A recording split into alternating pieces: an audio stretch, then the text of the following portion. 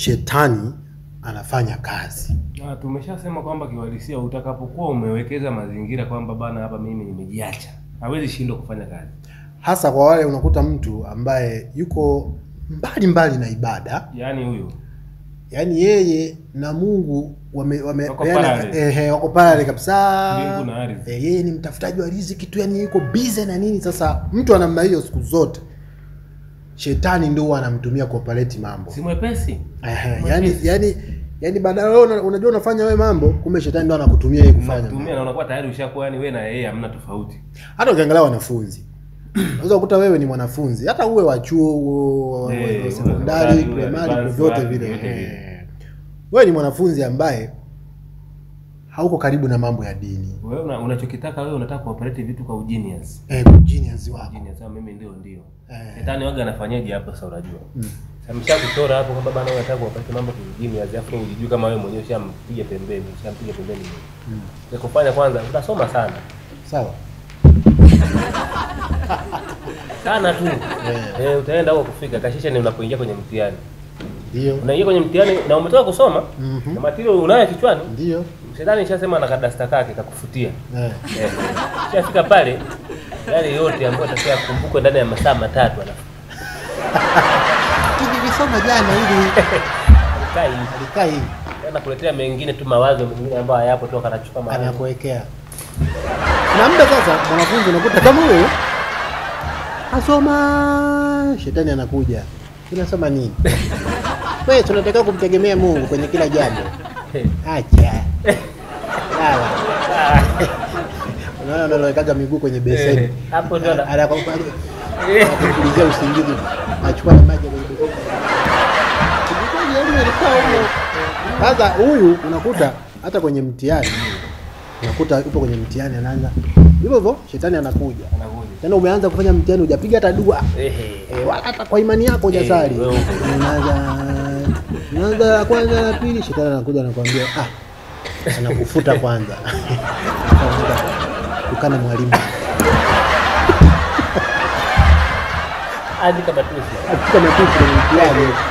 Sasa hiyo umeona hiyo hata muda mwingine pia shule unakuta kama mfano O level form 1 mpaka form 4. Unakuta shetani amekaa anamwambia napoteza muda hapo shule. Fanya kosa.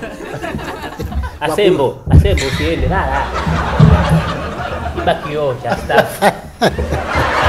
Avunje microscope. Ili wakuondoe, ili wakufukuze. Kuna michakato nje. Huo unakuta unapita kama vile yani uelewe sasa kuna wenzako wanavutaga bangi kule. Moshi unakuta upepo unaenda kabisa hivi wenyewe umetengana na wewe.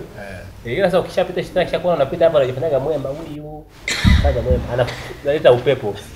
Bangi hiyo. Ukianza kuvuta ndio anakwambia unatokea huko. Nenda twende. Na watu ambao hapo karibu na Mungu wanakutana na hizi kashikashi sana. Utakuta muda umekaa tu kidogo. Yeye ni Montres.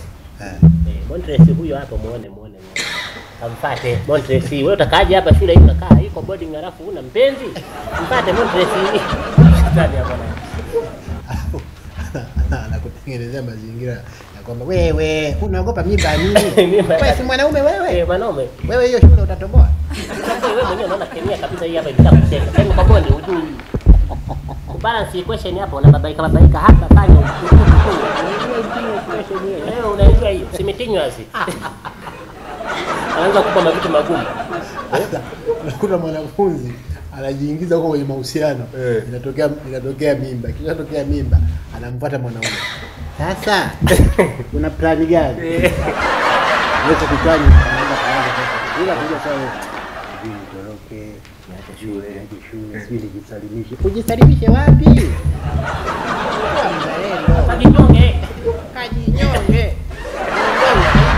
Anaenda kwa mwanafunzi ambaye sasa mwenye mimba. Anamuuliza, wewe una mpango gani? Nilikuwa nataka kujiomba samani waambie baba. Wewe. Uzae. Kuna baba kuzae maisha ni magumu haya wewe uzae. Mimba. Tena sio kwa njia halali. Kwa njia haramu kutafutia anaenda kutafuta mamisha. Haya. Kichukua hapa manini haya. Utachanganya hapa. Inawahi kutoka. Ukienda kutoa hospitali hiyo, mimi kwangu njia halali. Watakukamata atakuzuia kutoa. Twende huko. Njoo huko. Kunywa sabuni. Sasa wewe kwenye hatua ya mwisho ya kifo, ndio anakujaga pale kama sasa. Na kamchakato. Wewe kuache kwanza hapo, roho itatoka tu. Sasa hii huwa inatokea mara nyingi, unakuta kwa wale ni wanafunzi au vijana. Sawa. Lakini au karibu na ibada. Sasa hii inatoka, sisi tunakupa picha.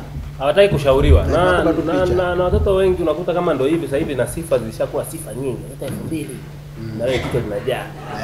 Na kitu likishajaa huko unakuta wewe sasa ndio ushauriki. Wewe ndio waambiwi. Kipanda kwenye ice unataka ujiongeleshe watu wajue topic ulizosoma kwa nguvu.